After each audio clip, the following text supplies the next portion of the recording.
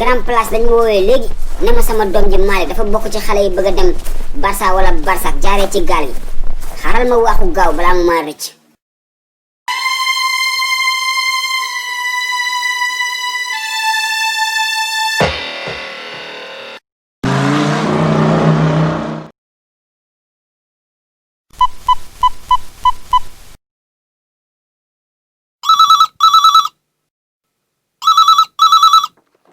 allo waa fils. allo waaw Milka. lu bon gaañ foo toll boobu léegi maa lay xaar. waay borom gaal gi da laa doon déglu gaañ. léegi la may soog a woo nee na minuit la ñuy départ 0 heure. lan gaal gi minuit lay départ mais oui ma paa bi dafa génn jaaral gaaw jël si ma ñu dem sinon rek bu ñu fekkee mën nañu indil ay complications mais bul fàtte jaaraleel gaale Karim nga ne ko buy ñëw bu mu fàtte indaale sama pullover bi géej gi day sedd quoi. ok sama waa ji léegi. ok fils tout à l'heure.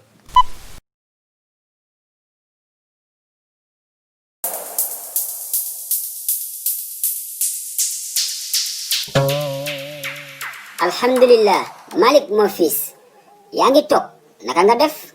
waa papa yow moom yàggoo de nga teel a ñëw.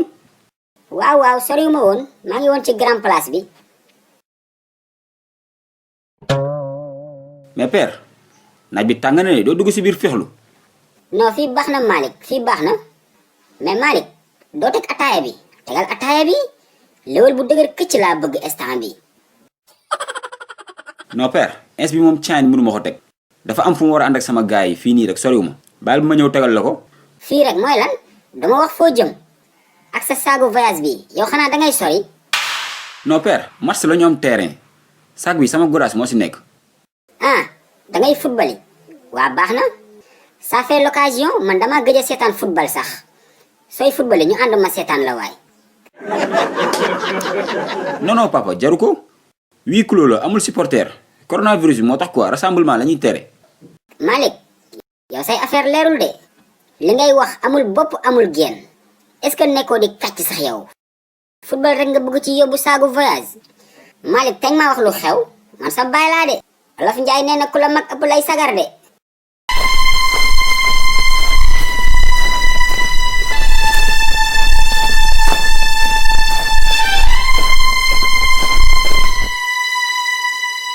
asalaamaaleykum jaajëf waay wala boog Milka dafa lu gaaw yox la yow gaal gi minuit lay départ de wala boog yox la yow Espagne rek. lan allahu akbar confirmation